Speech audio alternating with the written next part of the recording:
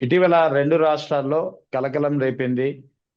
చాలా ఆందోళన చెందాల్సినటువంటి అంశం మెడికో ప్రియాంక కేసు. ఎంత నిర్లజ్జగా వ్యవహరించింది ప్రభుత్వం, పోలీసుల వ్యవహార శైలి.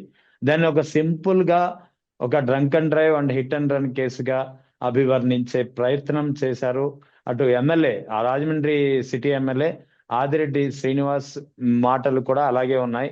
ఇది ఒక చిన్న యాక్సిడెంట్, ఇది ఒక హిట్ అండ్ రన్ కేసు మాత్రమే. అక్కడ విజువల్స్ లో, సీసీటీవీ విజువల్స్ లో చాలా క్లియర్ కట్ గా 1-3 సార్లు ఢీ కొట్టి మరి ఆ అమ్మాయి తలపై నుంచి పోనిచ్చినటువంటి పరిస్థితి ఉంది.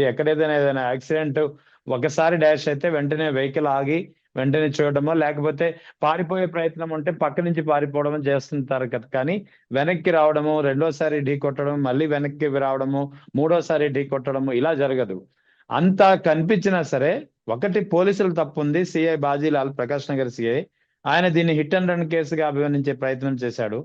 రెండవది ఆ స్థానిక ఎమ్మెల్యే ఆదిరెడ్డి శ్రీనివాసు, ఆయన కూడా జస్ట్ ఒక సింపుల్ గా ఒక సెల్ఫీ వీడియో విడుదల చేసి దీన్ని రాజకీయం చేయొద్దు, ఇది ఒక హిట్ అండ్ రన్ కేసు మాత్రమే అంటే ఎక్కడికి పోతున్నారు అంటే ప్రభుత్వం పెద్దల హస్తం ఉందా అనేది ఇలాంటి చర్యల ద్వారానే అనుమానాలు వస్తున్నాయి. It is very unfortunate for Priyanka. ఎందుకంటే అందరు దాన్ని హిట్ అండ్ రన్ గా చూస్తున్నారు. It is very much unfortunate. ఒక అంబిషియన్ తో డాక్టర్ అవ్వాలని ఒక అమ్మాయి కష్టపడుతుంటే నువ్వు తాగి నీకు తెలివి కంట్రోల్లో లేక నువ్వు ఒక అమ్మాయిని చంపేస్తే ఆ అమ్మాయి ఆ రోజు యాక్సిడెంట్ అయినప్పటి నుంచి మొన్న చనిపోయేంత వరకు పడిన బాధ ఎవరు ఎందుకు చూడట్లేదు. ఎంత దారుణమైన స్థితిలో ఉందంటే ఆంధ్రప్రదేశ్ అండి. ఒకరు మేకప్ రాసుకున్నారనగానే ఉమెన్ కమిషన్ దిగేస్తుంది. కానీ ఇప్పుడు ఉమెన్ కమిషన్ ఎక్కడికి వెళ్ళింది? అట్ ది సిమిలర్ టైం మాకున్న అనితమ్మ గారైనా ఉమెన్ హోమ్ మినిస్టర్ ఏమి జూమ్ కాల్లోనైనా కనీసం పరామర్శించదలిచారా?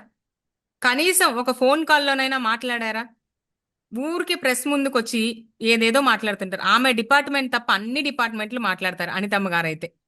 ఓవరాల్ గా చెప్తున్నానండి, ఆ డ్రంక్ అండ్ డ్రైవ్ కేసు కేవలం భయం లేకపోవడం, మాకేమైతుందిలే మేము చూసుకుంటాంలే అన్న డబ్బు పొగరు, అధికార పొగరు లేకపోతే ఒక అమ్మాయిని చంపేయడం ఏంటండి? అలా యాక్సిడెంట్లు చేసి చంపేయడం కాక ఆ ఫోటోలన్నా విక్టిమ్ ఫోటోస్ బయటకు వచ్చాయా? ఎఫ్ఐఆర్ కాపీ బయటకు వచ్చిందా? ఏం బయటికి రాలేదు. అంత కాన్ఫిడెన్షియాలిటీ చేయాల్సిన అవసరం ఉంది. ఆయన మన టెర్రరిస్టా? నువ్వు కాన్ఫిడెన్షియాలిటీ మెయింటైన్ చేస్తే ఓకేలే అనుకోనికి. Is just normal person like us. అలాంటప్పుడు మీకు ప్రాబ్లం ఏంటి ఆ డీటెయిల్స్ రిలీజ్ చేయడానికి? ఒక్క విజువల్ లేదు అతన్ని. ఈ ఎవరైతే మన మోడీ మీడియా లెక్క ఇక్కడ ఆంధ్రాలో కూడా ఒక పచ్చ మీడియా ఉంది. దాంట్లో మిగతా వాళ్ళ పర్సనల్ వీడియోలు కూడా తెస్తారు స్పెషల్ ఎవిడెన్స్ల కింద. మరి ఇప్పుడు ఏమైంది? ఒక ఫోటో తేవచ్చుగా, మీ సత్తా ఏదో ఇట్లాంటి వాటిల్లో చూపించవచ్చు కదా అలాంటి మీడియా వాళ్ళందరూ. అది లేదు. ఎంతసేపటికి వన్ సైడెడ్ గా వాళ్ళు చేస్తే తప్పు కాదు, పక్కన వాళ్ళు చేస్తే తప్పు అన్నట్టు వ్యవహరిస్తున్నారు. ప్రియాంక గారు, ఐఎమ్ బీయింగ్ అ ఉమెన్, నేను చెప్తున్నానండి, ఆమె పడిన మనక్షోభ, ఆ బాధ, వేదన అవన్నీ కూడా వీళ్ళందరికీ ఏదో ఒక రోజు వాళ్ళ ఇంట్లో వాళ్ళకి జరిగితే తెలుస్తుంది. అండ్ ప్రియాంక వాళ్ళ ఫాదరు ముందు ఒకలా మాట్లాడారు, తర్వాత ఒకలా మాట్లాడారు. It was very unfortunate. And నేను ఆయన దగ్గర నుంచి అసలు ఎక్స్పెక్ట్ వాళ్ళ కూతురు చనిపోతే ఆ బాధ గురించి మాట్లాడారు. I understand that. తర్వాత న్యాయం జరిగిపోయింది అంటారు. ఎలా అండి? కూతురు చనిపోతే కూతురు చనిపోయిన దానికి న్యాయం ఏం జరుగుతుంది? ఎవరు ఆ ప్రాణాన్ని వెనక్కి తీసుకురాగలరు? నీ కూతుర్ని వెనక్కి తీసుకురాగలరు అంటే ఇక్కడున్న ప్రభుత్వ ధోరణి కానీ ప్రజల ఎవరైతే నాయకులు వాళ్ళ ధోరణి ఏంటంటే ప్రాణాలకి మేము వెలకట్టేస్తాం, దేనికైనా మేము వెలకట్టేస్తాం, దేన్నైనా మేము సెటిల్ చేసుకుంటాం అన్న ఒక ధోరణి తప్పితే అసలు అక్కడ నిజంగా అన్ఫార్చునేట్ ఇన్సిడెంట్, సంతాపం ప్రకటిద్దాము, వాళ్ళకి మా మద్దతు ఇద్దాము అని ఏమన్నా ఉందా? అట్లీస్ట్ పురంధేశ్వరి గారన్నా okay, she did something for the victim. ఆవిడ ర్యాలీ చేశారు. సేమ్ కూటమి గవర్నమెంట్ లో ఉన్న ఆవిడ సెపరేట్ గా వచ్చి ర్యాలీలు చేసినారు ప్రియాంక గారి కోసం. ఆ మాత్రం కామన్ సెన్స్ లేని మహిళా హోమ్ మినిస్టర్ గారు మా కర్మకి ఆంధ్రప్రదేశ్ లో ఉన్నారు. వైఎస్ జగన్ కు సంబంధించినటువంటి సెక్యూరిటీ ల్యాబ్సెస్ ఉన్నాయి, ప్రాణహాని ఉందనే విషయం మీద వైఎస్ఆర్ కాంగ్రెస్ పార్టీ నాయకులు కేంద్ర హోంశాఖకు ఫిర్యాదు చేశారు. ఇది పాత విషయం, అందరికీ తెలిసిందే. సో దీని జోలికి పోవట్లేదు. కానీ ఇవాళ లేటెస్ట్ అప్డేట్ ఏంటంటే, ఢిల్లీ నుంచి నాకున్నటువంటి ఇన్ఫర్మేషన్, కేంద్ర హోంశాఖ మంత్రి అమిత్ షా ఈ ప్రభుత్వంలో ఉన్నటువంటి కీలకమైనటువంటి ఒక నేతకు ఫోన్ చేసి జగన్ జోలికి వెళ్ళదు, జగన్ సెక్యూరిటీ విషయంలో మళ్ళీ ఇంకోసారి ఇలాంటి ల్యాప్సెస్ కనుక రిపీట్ అయినట్టు కనిపిస్తే ఊరుకునేది లేదు, జగన్ జోలికి వస్తే సహించేది లేదు అని ఆ నేతకు ఫోన్ చేసి వార్నింగ్ ఇవ్వడమే కాకుండా తాజాగా ఈ ఏపీ పోలీస్ శాఖ ఉన్నతాధికారులు కూడా దీనికి సంబంధించి క్లియర్ కట్ ఆదేశాలు ఇచ్చినట్టు తెలుస్తోంది. ఎలా చూడాలి ఈ పరిణామాన్ని? ఫస్ట్ నుంచి కూడా అండి నాయకులు ఎవరు, లేకపోతే ఊరికే వచ్చి నాయకుల్లా నటించే వాళ్ళు ఎవరని సెంట్రల్ గవర్నమెంట్ చూస్తుంది, ప్రజలు చూస్తున్నారు.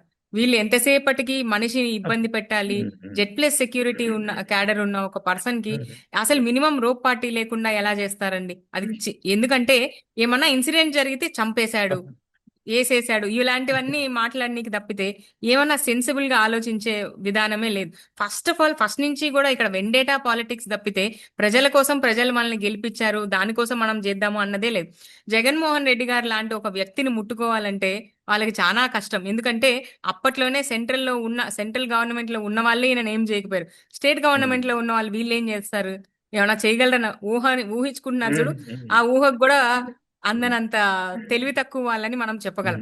అండ్ అమిత్ షా గారు ఇప్పుడే కాదు, లాస్ట్ టైం గానీ ఇప్పుడు గానీ ఎప్పుడు ఎవరో నాగేశ్వరరావు గారు చెప్పినట్టు ఆయన విశ్వసనీయ వర్గాల ప్రకారము కేసులు పెట్టి హింసిద్దాం అన్నప్పుడు అప్పుడు కూడా చెప్పారు. ఎన్నిసార్లు చెప్పినా వీళ్ళకి కుక్కతోక వంకర లెక్క ఇట్లనే చేస్తారు. అంటే ఈసారి వాళ్ళకి క్లియర్ కట్ గా సెంట్రల్ మద్దతు కూడా రాదని వాళ్ళే అర్థం చేసుకున్నారో మరేంటో. ఎందుకు అంత పర్సనల్ వెండేటా? ఇప్పుడు మీరు ఏది చేస్తారో ఖచ్చితంగా రేపు 2029లో వైఎస్ఆర్సీపీ పార్టీ గెలిస్తే అప్పుడు వీళ్ళ పరిస్థితి ఏంటి? నారా లోకేష్ గారు మళ్ళీ యుఎస్ పోతారా, లేకపోతే సింగపూర్ పోతారా? ఎందుకంటే మొత్తం సింగపూరే తిరుగుతున్నారు కదా అసలు ఆంధ్ర వదిలేసి. ఈ జగన్మోహన్ రెడ్డి గారి విషయంలో సెంట్రల్ నుంచి చాలా క్లారిటీగా ఉన్నారు. ఈయనకి ప్రజల మద్దతు ఉంది, ఇతను ప్రజల్లో మనిషి, ఇతనికి ఏమైనా జరిగితే ప్రజల్లో వ్యతిరేక వస్తది అన్న క్లారిటీతో ఉన్నారు కాబట్టి జగన్మోహన్ రెడ్డి గారి వైపు నిలబడ్డారు. First of all Jaganmohan Reddy గారు ఏం అన్యాయం చేశారండి ప్రజలకి? ఎన్ని పథకాలు ఇచ్చారు, ఎన్ని చేసినారు? Game changer of the Andhra Pradesh is Jaganmohan Reddy గారు. నేమ్ చేంజర్ వచ్చి మన నారా చంద్రబాబు నాయుడు గారు. కాబట్టి అందరికీ సెంట్రల్ లో కూడా తెలిసి ఈజ్ గేమ్ చేంజర్, ఆయన ఏమైనా టచ్ చేస్తే మా గేమే పోతుంది అన్న ఒక ధోరణిలో వాళ్ళ క్లారిటీ ఉంది. ఎన్నిసార్లు చెప్పినా వీళ్ళు ఏం చేసినా జగన్మోహన్ రెడ్డి గారి కాలర్ కాదు కదా, కాలు గోటును కూడా ముట్టుకోలేరు.